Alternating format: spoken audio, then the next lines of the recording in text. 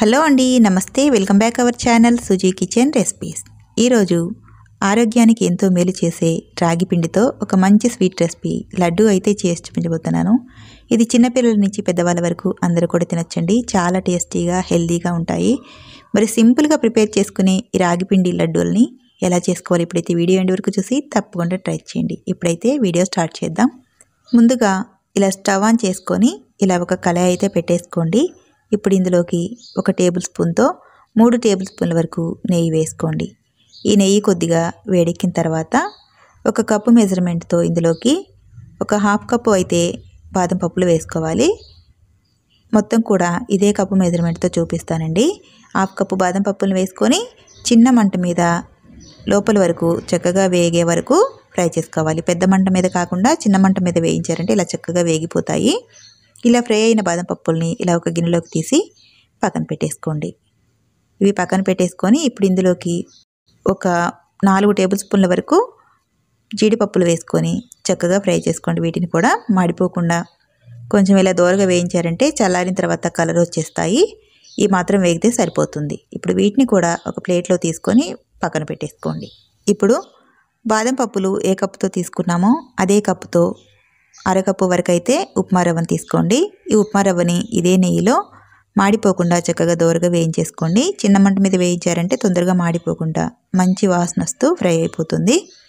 ఇది కొద్దిగా ఇలా వేగిన తర్వాత ఇందులోకి నువ్వులను వేసుకోవాలి. నువ్వులు వచ్చేసి ఒక 4 టేబుల్ స్పూన్లు వేస్తున్నాను.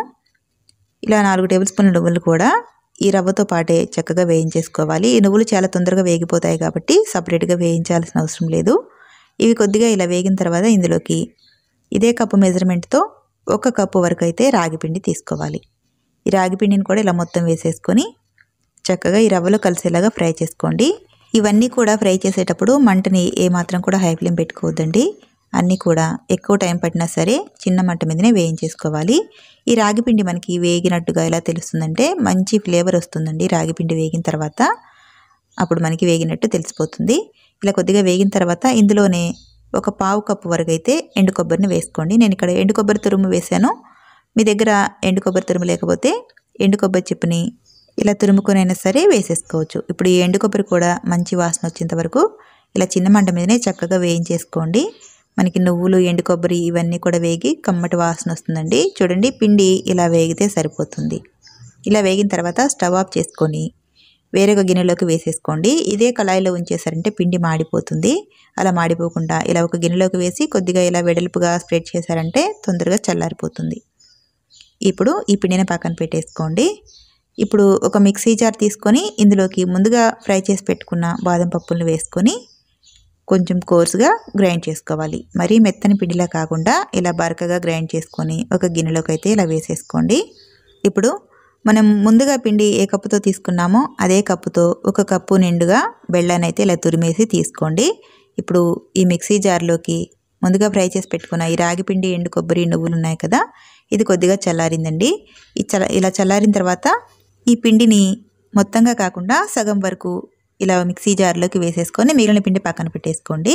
ఇప్పుడు ఇదే పిండిలో 1 కప్పు బెల్లం తీసుకున్నాం కదా, ఇలా సగం వరకు వేసుకొని ఈ పిండిని మెత్తగా గ్రైండ్ చేసేసుకోండి. ఈ బెల్లం అంతా కూడా చక్కగా కలిసిపోతుంది.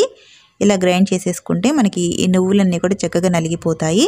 ఇప్పుడు ఈ బాదం పప్పు పొడి ఉందిగా, ఇందులో వేసేసుకోండి. ఇప్పుడు మిగిలిన పిండి కూడా మిక్సీ జార్లో వేసేసి ఈ 1/2 కప్పు బెల్లం మొత్తం కూడా వేసేసుకొని ఈ పిండిని కూడా మెత్తగా గ్రైండ్ చేసేసుకొని ఇలా ఒక గిన్నెలోకి వేసుకోండి కలపడానికి వీలుగా. ఇలా మొత్తం కూడా గ్రైండ్ చేసేసుకున్న తర్వాత ఇందులోకి ముందుగా ఫ్రై చేసి పెట్టుకున్న బాదం పప్పులు ఉన్నాయి కదా, ఇవన్నీ కూడా వేసేసుకోండి. ఇలా వేయడం వల్ల మధ్య మధ్యలో తినేటప్పుడు తగులుతూ చాలా బాగుంటాయి. ఇప్పుడు ఇందులోకి మంచి ఫ్లేవర్ కోసం ఇలాచీ పొడిని ఒక 1/2 స్పూన్ వరకు అయితే వేసేసుకోండి. ఆ తర్వాత ఇందులోకి నెయ్యి వచ్చేసి ఒక 4 టేబుల్ స్పూన్ల వరకు కొద్దిగా వేడి చేసుకొని ఇందులో వేసేసుకోండి నెయ్యిని.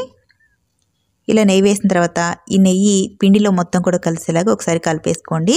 ఇందులో మనం బెల్లం మిక్సీ పట్టి వేసాం కాబట్టి తొందరగానే ఉండలాగా వచ్చేస్తుందండి. నెయ్యి కూడా మరీ ఎక్కువగా పట్టదు.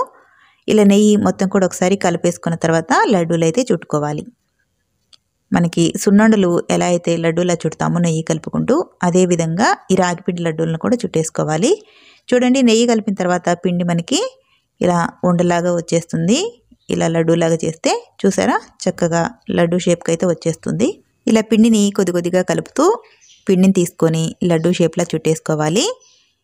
ఈ లడ్డు చుట్టేటప్పుడు కొంచెం పొడి పొడిగా అనిపిస్తే మరికొద్దిగా నెయ్యి వేసుకుంటూ ఇలా లడ్డూలు చుట్టారంటే ఈజీగా వచ్చేస్తాయండి. మనం సున్నుండలు ఏ విధంగా చుట్టుకుంటామో అదే విధంగా ఈ రాగిపిండి లడ్డూలను కూడా ఇలా చుట్టేసుకోవాలి. చాలా ఈజీగా వచ్చేస్తాయి. ఈ రాగిపిండి లడ్డూలకి తీసుకున్న మెజర్మెంట్స్ అన్నీ కూడా కరెక్ట్గా సరిపోతాయండి. బెల్లం కూడా ఏమాత్రం తగ్గిపు కాకుండా స్వీట్ అయితే పర్ఫెక్ట్గా సరిపోతుంది. చూడండి మిగిలిన పిండి కూడా ఇదే విధంగా ప్రిపేర్ చేసుకున్నారంటే ఎంతో టేస్టీగా హెల్దీగా ఉండే చక్కటి స్వీట్ రెసిపీ రాగి లడ్డూలు అయితే రెడీ అయిపోయాయి. చూడడానికి చాలా కలర్ఫుల్గా ఉన్నాయి కదా. చాలా సింపుల్గా ఇంట్లోనే హెల్దీ వేలో చక్కటి స్వీట్ అయితే చేసేసుకోవచ్చండి. ఎదిగే పిల్లలకి ఈ రాగిపిండి లడ్డు రోజుకు ఒకటి ఇచ్చారంటే వాళ్ళ హెల్త్కి చాలా మంచిది. పెద్దవాళ్ళు కూడా చాలా ఇష్టంగా తినొచ్చండి. టేస్ట్ అయితే చాలా చాలా బాగుంటాయి.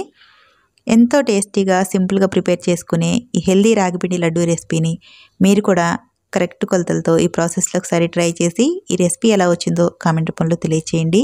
ఈ వీడియో కనుక మీకు నచ్చితే ప్లీజ్ ఒక లైక్ చేసి మీ ఫ్రెండ్స్కి ఈ హెల్దీ రెసిపీని అయితే షేర్ చేయండి. అలాగే subscribe to my YouTube channel. Thank you.